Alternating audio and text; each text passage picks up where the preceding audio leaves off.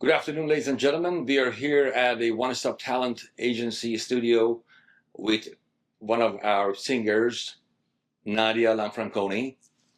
Good afternoon, Nadia. Hello. Welcome to the show. Thank you. Today we are going to talk with Nadia about her career, her activities, and what she has been doing, and also what she's going to do, and all these exciting news about her. So, without any further ado, Nadia, why don't you tell us a little bit about yourself, whatever you want to say, and also about your career. When did you start? All of that. Okay. Uh, the first time I went on stage, I was 4. Oh, wow. I did this really big competition for kids in Italy. It's called Zecchino d'Oro. Zecchino d'Oro. Yeah, Zecchino d'Oro for singers. Okay. I don't remember it very well. I do remember that I was fairly scared of the host. Is like a big famous guy on TV, because I guess he was being like cussing and stuff in between takes. And you're a child, like, vibe with that. and what I do know is that after I finished singing, I was supposed to wait for him to come and reset my name, present me. But I was so scared that I finished to sing, I dropped the mic and I left. And so he came on stage and he was like, "Where's the kid?" I just left. I ran away. And they had to find me and bring me back. And I'm like, oh. That was the first time you performance in front of people. Yeah. Basically. Yeah. Wow, that's good. But still remember it. That's it. I remember that I wanted to do a specific song from a cartoon and they didn't know it. So they gave me a song and I had to learn it. And I was practicing and I would ask my sister, "Do you think this is good enough? Do you think this is good enough?" And every day I would practice the damn song. Well, very nice. Well, my question to you today is because you have been, through the different part of the entertainment industry, Yeah. Acting, singing, and also modeling. So tell us about, which one you are basically excited more about. And I mean, music has always been my mojo. Yeah. But then when I moved here, you see, I didn't know language. Everything was new. I couldn't speak. So how old were you when you moved here? I was young. We don't need to talk about that. I was young. But I didn't know the language, so I started booking jobs as a model because you don't have to talk. You don't have to. Yes, exactly. Yeah. That was easier. And it was great. I was like, this is they're paying you money to have fun. To just stand out there and be beautiful. We used to do that as children because our mothers, they had Vogue magazines. Oh, yes, of course. So we used to look at the photos and pose and do that was a game for us. And I was like, wait, I trained as a child to do these poses. So I was like, this is easy. Yeah. And then, of course, after that, you want more. Unfortunately, you start talking. Well, yeah, you grow up, you see other opportunities, and you want to get more involved in. Yeah, then I was the host for E! Entertainment for a minute because Italian host, but we were shooting here in LA. Yeah. Okay. And that was fun, and just you just go jobs by jobs. You kind of like take. I had so much fun on set that I will take. If you pay me, I'll do it. like it was like music video, great. This day, I just wanted to have so many different experiences. I wasn't like, no, I can only do this and that. I was like, that sounds like fun. Let's do it. Yeah, yeah. I had so many great experiences. No, I see the whole passion in you. I really love it. It's the whole energy and. Sometimes you have to do crazy stuff, like could you swim naked in this dark pool at night where you can't see anything, and make it look graceful? Fine, okay. Could you climb that tree, or could you go into freezing water and pretend you're not freezing and you're happy? Yeah, right. One time I faked it. It was so cold. Wow. I came out and I literally, it was really funny. I mean, it wasn't funny for me, but for them. So you see me going out, then I just go off frame, like my knees went. Wow. Yeah, and they covered me with towels. It's like, I mean, the human body has limitations, Of course, yeah. And then you have to know those limitations too. Yeah, you really do, because sometimes you push yourself too hard and you get hurt. Okay. Well, now we are in this subject. I want to ask you like a little bit more specific about your acting career. So you appeared in some project, Criminal Minds, Yeah. Behind Borders, Hollywood, and in Entourage. Which role has been more meaningful to you as so far? I mean, when And- when they're casting for Italians, Mhm. it's always fun. I try to get in. Actually, the one I loved the most was the Fiat commercial. Oh, So you've been to a Fiat commercial? Yeah, we Wow. did one for Funny or Die. So it was like lots of skits. It was like mini stories. When was that? Oh God, So some reason. I that would was love like to see 10 that years one. ago. Oh. Yeah. And the funny thing is that I auditioned, not thinking, I don't know, I'm gonna book it. I don't know if I'm gonna book it or not. And I had to like spank a kid. Like Oh. somebody really, yeah, I had to be like really mad Italian, like, oh, there you ruined my car. I don't know what I did right, but I had a flight to go to France because I was going to the Cannes Film Festival. Oh, that okay, year. yeah. So I just auditioned and went to the airport. I didn't think like, So the audition was here. yeah, You- I didn't think like I'm gonna sit and wait for them. Most of the times you don't book it, so I got a Yeah. flight. I got to go to Cannes. I have a blast. Right. So I leave. I arrive. And you get a call. Yeah, I've been there for a day and a half. It's Saturday night. I'm at a party because the time difference. Yeah, I've been there. Yeah, and then I get a text from my manager at that time. It's like, "Oh, you booked the Fiat commercial, and the fitting is on Monday." And I'm in France, and You already got Saturday night I'm drunk at a party with everyone. I'm like, "Oh shit." I was like, I'm in France. And he got really mad. He was like, oh, you gotta come back. You gotta figure out a way to come back. I'm like, God, I just got here. But then you're like, of course. Was a Fiat and you want to make it. You know what they say in LA? You want to book a job, book a flight. Interesting. Yeah. Well. Yeah, and so I tried to call the airline. I couldn't get a flight back. I was like, well, you know what? I said, it is what it is. If I find the right back, good. I can't find another flight back so soon. If I don't make it, I'm still going to be in Cannes, having the time of my life. Then I'm going to go see my family. I had a whole trip planned. I was like, I would really love to do this job, but also this other thing. Yeah. It's really cool. And then I'm just going to ask one person for a favor. If they come through, they come through, man. And I can't say who at that time. Oh, I was. what are you going to say now? No. I was okay. connected to somebody at that time. It was very big. And All right. and I said, hey, do you know anyone who's flying back to LA and can give me a ride? Yeah. Flying back to private jet. Yeah, Obviously, you're talking about that. How Because else you could do I it? Yeah. exhausted all the resources. Yeah, I was supposed to swim. That's all. And he said, oh yeah, we're actually coming in town for 24 hours to promote the movie. You can fly back with us. We're flying back Sunday night. I was like, yes. Part of me was like, damn it, I wish Can't get better I than have this. to leave now. God, it's like the universe is really giving me everything I need Yeah, to absolutely. come back. And so yeah, we did that. I arrived on Monday. I took somebody's driver, who wasn't even my driver, to make it to the fitting. I arrived 15 minutes late. I'm like, I made it. They look at me, it's like, you're 15 minutes late. And I went, I just came from France, okay? It's a miracle here. Yeah, no. So part of me was like, oh, damn it, I really wanted to stay there in France. But it was so meant to be, and I had so much fun shooting those. There were different skits that we did. They were really funny. Yeah, I loved it so much. And I'm But sure they were that- like, could you, I see, first time I did my take, they were like, I'm sorry, could you do the Italian accent? That's literally, I'm Italian and this is my accent. This is authentic. Yeah. Oh, you want me to sound like you guys think we sound like? Yeah, that's no. Okay, fine, I'll make it heavier for you. Yeah, just have that rhythm, right? Oh, Alberto, come sta? Yeah.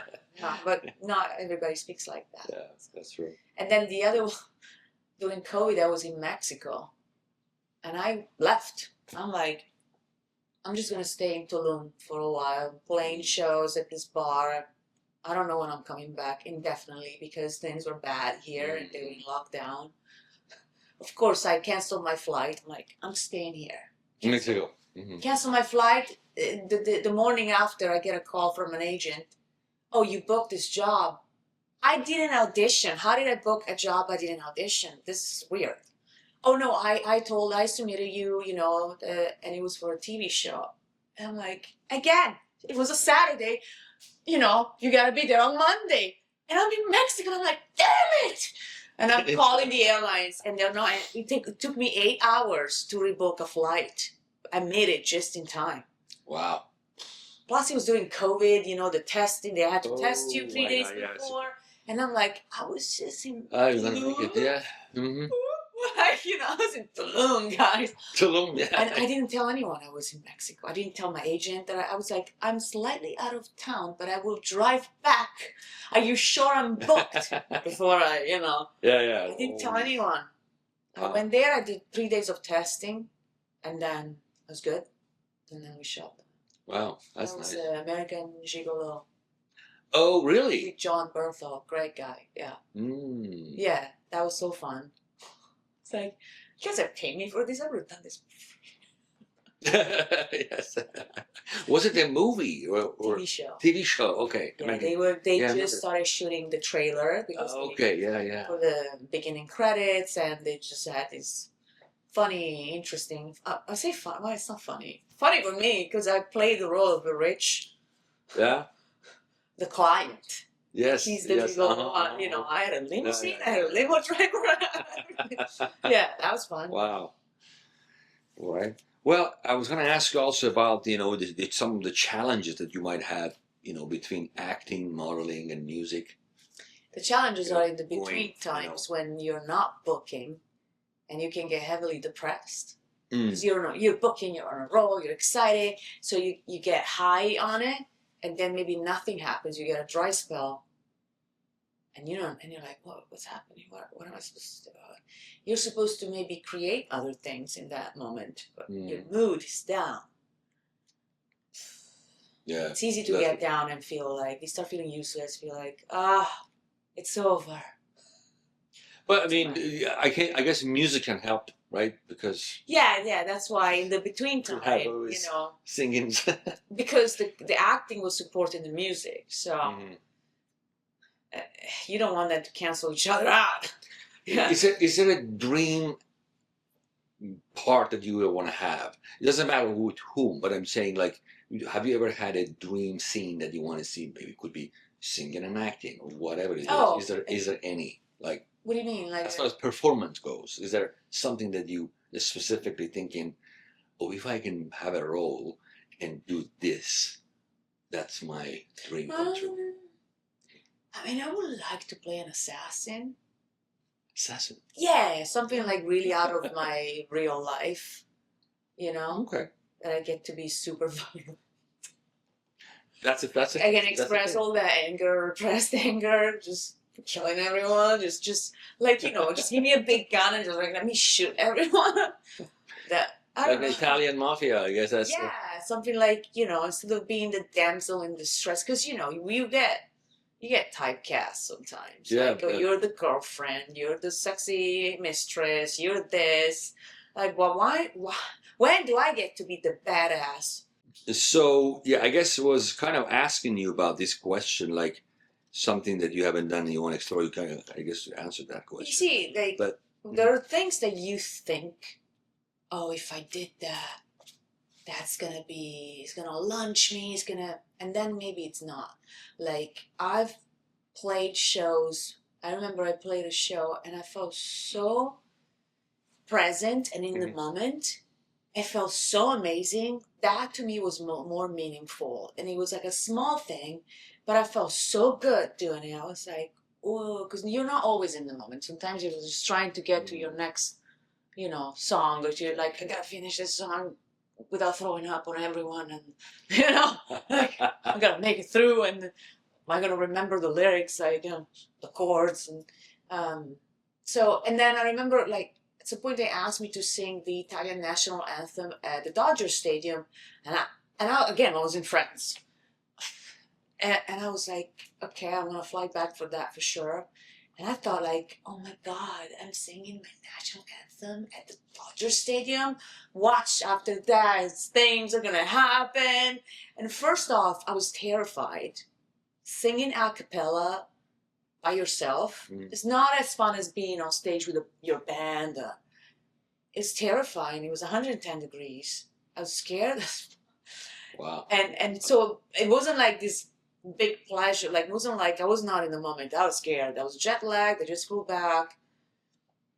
And then after that, it was fun. But those few seconds, those like 90 seconds, I can't remember. It's like the longest 90 seconds of my life. And you know, I guess I had expectations that it was going to be this glorious thing. And then I'm like, no, I was scared. No.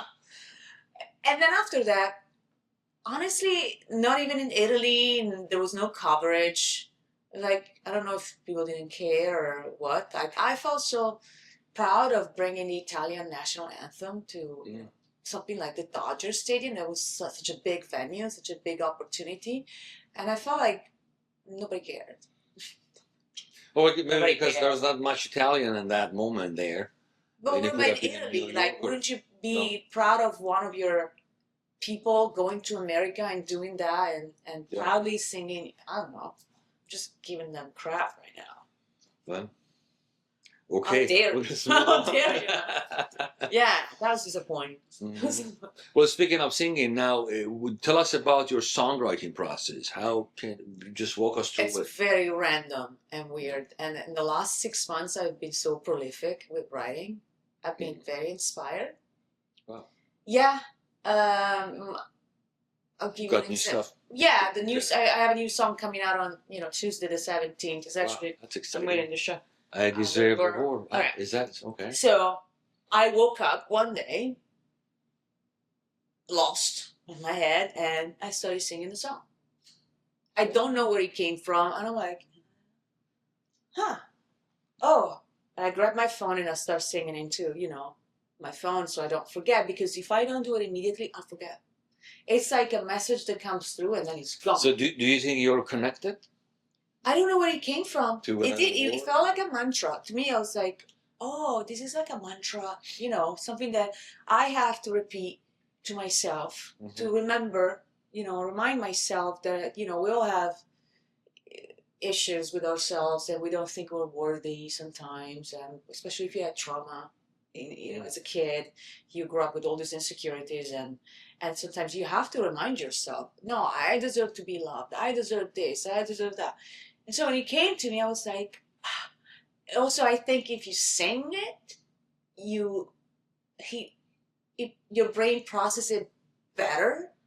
You can manifest faster if you sing something, because you engage a different part of your brain than just say in the mirror, I deserve the world. When you sing it, you're engaging a different part of yourself. Well, absolutely. And then, and so... And the music also comes with it. It came with everything, and I'm like, all right. So it felt like it came from somewhere. I channeled it from somewhere, something. It felt like it had something that needed to come out, not just for me, because I think we all can relate to, remind yourself that you're worthy. So I was like, this needs to come out. It's not just for me. Even if it's just for one more person, then it's good, As long as it's not, I don't like to do it just for me. No, I like what you're saying. You want to share it, and you want other inspire people. Or whatever the thing is. As other people inspired me so much. Are you kidding me? So many artists that I listened to throughout the years. Well, tell us about that. Who inspired you the most? I remember for a long time I listened to Sheryl Crow. Sheryl Crow. And actually I got a chance to tell her that she inspired me the most. And that was cool. It was cool to be able to say that to her. And I grew up with punk rock music. Okay. Social Distortion. Yeah. It was still my favorite. Michael Jackson. No, it was like punk rock. And I still love these bands and the passion and the sound of the guitars, and something raw and true about it. And so it depends. There could be a new artist that inspired me. There could be an old. It depends where you are in your life. Also, there was a stage where I was so much into country music, and then I came out a little bit and went back to my roots, like rock and roll. It depends what you're going through. So you think those are people that influence you, basically, also? Sheryl Crow definitely. Her music definitely influenced me. All the punk rock from the '90s definitely influenced me. Anyone from Italy? Anyone in particular? I guess. You know, I'm gonna say maybe not, but it must be inside me somewhere. I don't have Do you know Albano? Yeah. Okay, of course you know. I do. I went to his concert in Prague, actually. Yeah. It was so good. I mean, since grew up, I mean, this is about you, but since I was a kid, I really loved him. So yeah, I'm more of a Vasco Rossi.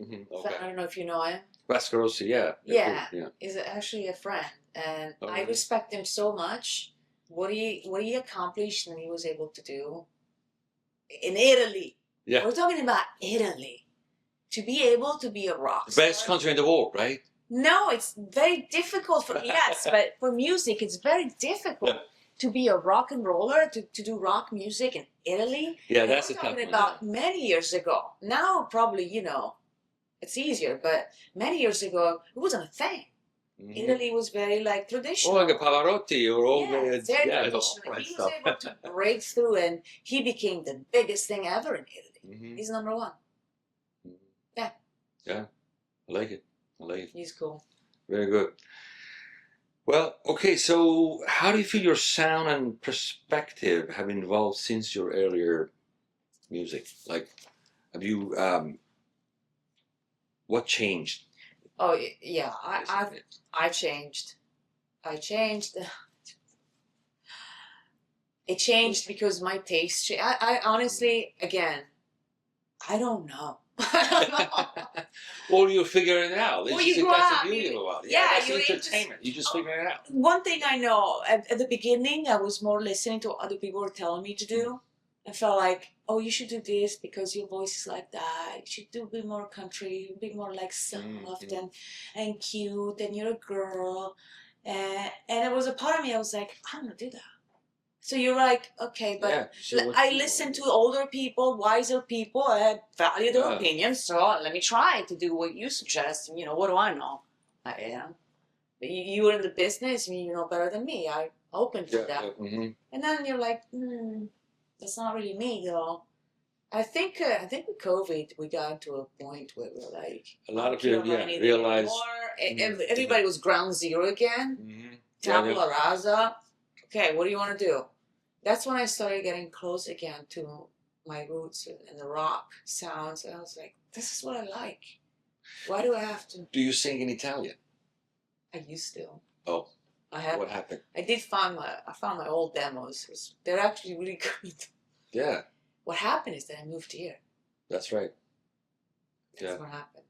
Song in Italian, but I don't have strong connections there anymore.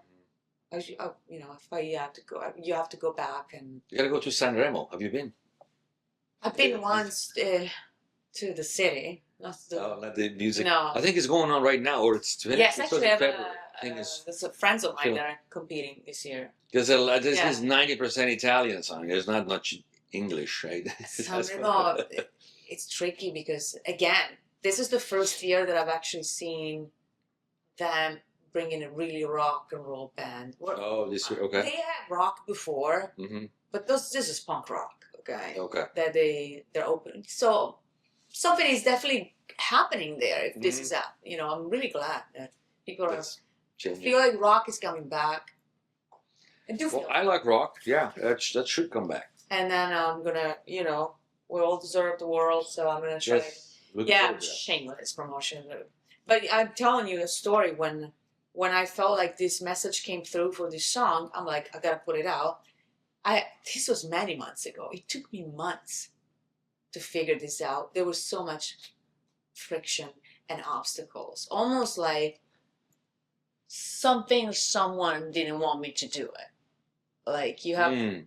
I knew that this was going to bring a certain energy of empowerment, and there was something on the other side that was like, Mm-mm. nope, like not that easy, because maybe I felt like it was an important message to bring.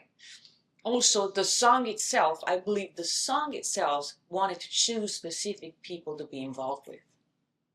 Not everybody has the right energy to be a certain. That's true. That's true. Yeah. So at first, like I kept trying and trying to work with certain people, and it just wasn't working. Like schedule were a problem, things were a problem, things were falling apart, and I'm like, okay, I'm gonna stop pushing. The right people will come along. Yeah.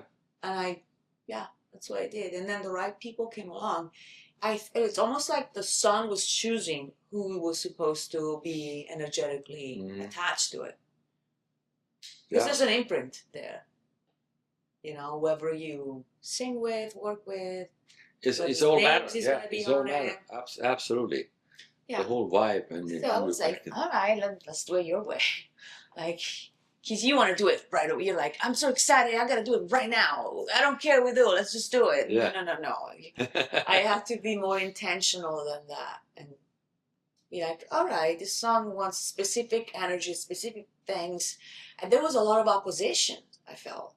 Like, to the point that I'm like, maybe it's just the timing. Our timing is not the timing for the universe. Absolutely. We think we know when are supposed We're on a too lower speed. You know, we don't have that. Yeah, we don't know anything. Higher level speed. Yeah, there's a perfect timing for everything, and we think we know better than we know.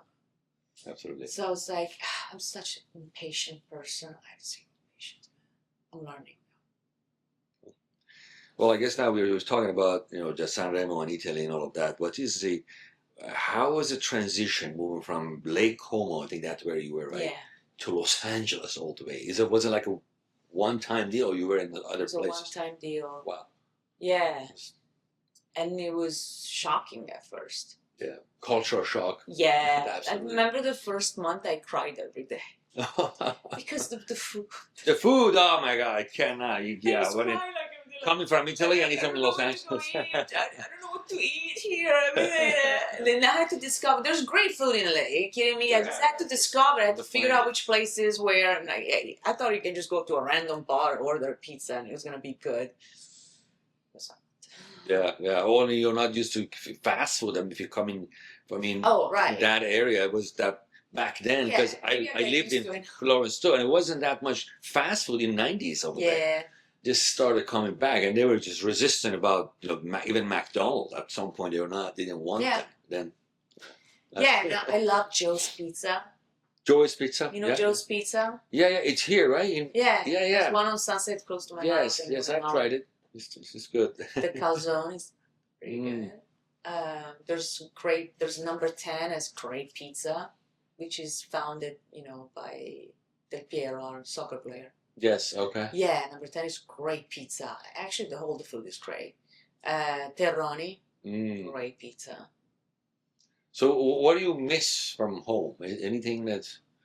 Meaning, I guess if you're going to South of France every year, you can just...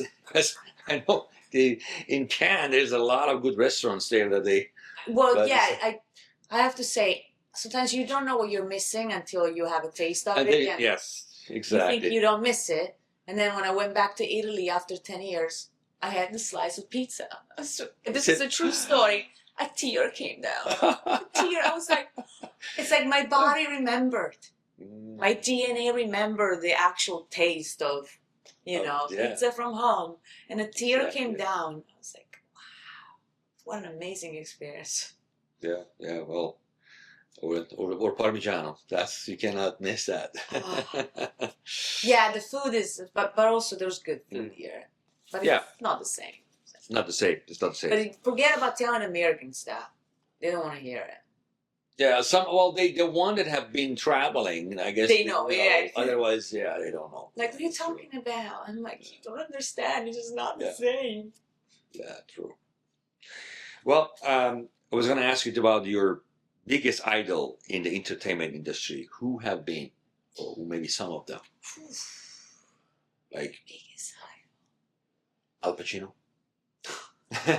Al is great. What an amazing man. I'm not a cinema buff really, so otherwise he would be. But he's maybe like one of my biggest idol in real life. Yeah, yeah, yeah. Well, we have him here. Yeah, like as a man, as a person that I love dearly, he's a great person. He's getting better, actually. I'm just saying, back in the day when you were watching The Godfather, he was like a young kid. Now uh, I mean, he's still good. Yeah, he's amazing. I'm gonna dare to say number one best. Mhm. Sorry, yeah. No, He's number one. I agree with you. I don't know if I had like I think Sheryl Crow was like. Sure, yeah, you were saying about. I don't know if it's an idol, but it was such an inspiring person in my development as a writer. So Yeah. Mm-hmm. yeah, when I so I was in the backstage and she was there at this concert, and I'm like, I'm shy. I'm like, I'm not gonna go say anything, but of course I want to meet her, like of course. And I tell my friend, and I'm like, no, she just made a show. She doesn't want to be bothered, man. So my friend, she just took an edible. She was high, man. And she was like, I'll do it. Oh, no. She went there. I don't know what she said to her, but she was like, come over here.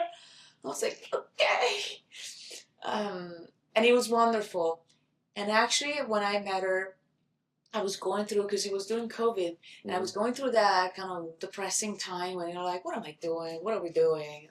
This is pointless. I should just give up and jump over balcony. Sorry, I'm going to cut all those bad words. Beep, beep, beep, beep. What are we doing? And she asked me a question. She will never remember this, obviously. She meets a lot of people. She has my last name, and I was like, what? And then she asked somebody else, what's her last name? I was like, never mind. It's complicated to remember, but then now it's too late to change it. She said, are you still playing music? Because, during COVID, nothing happened. We couldn't play live. We couldn't do anything. Right. And I'm like, not right now. And she looked at me dead in the eyes, and she said, don't quit. You can't quit. And to me, it was received like an order. All right, back on, Yes, that's it. I was like, the person someone that you admire so much tells you, like, you can't quit. It's like an order. I went, Sheryl Crow just told me I can't quit music. I gotta go home and write something. You gotta do something. She probably will never notice how much impact that one sentence had on me. And I was like, okay. And it was very meaningful. And I really appreciate her for that. Because we could have a non-meaningful conversation and be like, oh, thank you so much. Yeah, you're great. And she actually changed something for me that day, just by saying that one thing. Mm-hmm. And I went home and I was like, oh my God. I felt different. Well, she's an influencer on you, then. And because I used to say, I just want to meet Sheryl Crow, then I can die. I was like, oh no, I'm going to die. Am I going to die? Because you just had this amazing moment. Oh no, just be careful when you drive, Nadia. I don't want to die. Damn it. Don't ever say like if I meet that person, then I'm going to be so happy I can die. No, no, you're not going to meet them. So it gave me I needed an extra push. He gave me like a little bit of extra battery to keep going, because sometimes you're just exhausted. Yeah, yeah. And you're like, I don't even want to believe in it anymore. You know what? You need someone to push you. Absolutely. I need a break from keeping the fire, awake every single day. You play guitar, right? Yeah. And did you start that one? When did you start playing guitar? I was 16. I had my first boyfriend was in a band. Punk girl. Was it the electric guitar and you started? No, acoustic actually. Acoustic, okay. And then we had a guitar in the house, and they were used, and there was a book with the notes, and I was like, oh wow, you started. Well, my boyfriend was in a band. We were singing together. I needed to, I wanted to be able to write the songs, because I remember somebody was like, well, how are you going to write the songs if you don't have an instrument that you get? It's true. Like, you can sing it in your head, but I need to put it down with the piano or guitar or something. Yeah. And so I was like, well, this is my tool that I'm going to use to write songs. Okay. That's good too. Well, now tell us about the what's coming up, upcoming projects, anything exciting? February 17th, the song that everybody needs to say. Yes, I deserve the I'm award. not showing you my Everyone, breast. February guys. 17th. I'm showing you coming. the title. I know it's placed on an awkward spot on the body, but yeah. Want to So, close up on that? Did you have? Okay. do you want to zoom on? Okay. Yeah, no, February 17th, which So- happens to be the new Chinese year. Oh yes, you're right. Yeah, so Are you going to new be energy. performing somewhere on February 17th or? No, what am I doing February 17th? I'm doing something. Oh, that's the time that the song is This coming is out, right? release, yeah. Okay, so it's. I'm working on the music video. Oh, okay. Again, Who's helping you with that? my friend Jerry Bromscale is a director. Okay. Again, I'm like, the song is like telling me, like, you can't just do it whatever. So demanding. Like, he has an idea, which he hasn't told me yet. He just wrote me like, Jerry, if you're watching this, he just say, oh, I have an idea. I'm like, okay. And then we haven't talked about it yet. Maybe I'll call him when I leave. Oh. Be like, well, listen, I mentioned you in the podcast. Now you have to do it. Pretty much set you up. Yeah. Is it a pop song, by the way? Hmm? Is it a pop song? Is it A rock. A rock? Okay. Yeah, but it's very, I'm gonna say cinematic. So cinematic quality about it. It's sexy, is cool. I feel like the chorus is uplifting, but also it's a little bit smirky, like, you know, this is not enough for me, so if you want me, you better do better than this, because I deserve the world, you know. It's a little bit like, That's you know, cool. cheeky, and be like, you know, fun. It's fun. It's a fun That's song. good. That's good. Okay, congratulations. So, I guess the last question I have is, what are any long-term goals or dreams for the music career? Oh, man. You have come this far. What is it? Right now, just to be able to keep writing Mhm. and keep releasing the songs. Because sometimes you write, I've wrote like 7, 8 songs in the last 6 months, and I have to. That's good. That's impressive. Yeah, no, I have to work on the recordings and stuff and make them, you know, what they need to be. And you always wonder, like, what if I run out of inspiration, or like, what if I can't write like another song? And it never happens, actually. Never happened. I think. But I guess you you're have also a self-motivated person. Yeah, I can but see you that. also have to do things to Mhm. cultivate that inspiration. You can't just sit at home Right. and think, oh, it's gonna hit me out of the blue. I'm gonna write an amazing song. You have to go out there and have experiences, I agree. even bad experiences sometimes. You don't know. But you call it bad. Some people call it good. So you don't. It's not. You're right. Yeah. Any experience, as long as you can draw something positive out of it, then I guess it's not a bad experience. Maybe uncomfortable, because as human, we just want to be in the comfort zone all the time. Yeah. Our brain is designed to feel comfortable, Absolutely. but there's no innovation in the comfort zone. That's true. You want to get uncomfortable. So just not. You're right. It's not right, good or bad. It's just different, uncomfortable. It doesn't feel pleasurable, and so we tend to.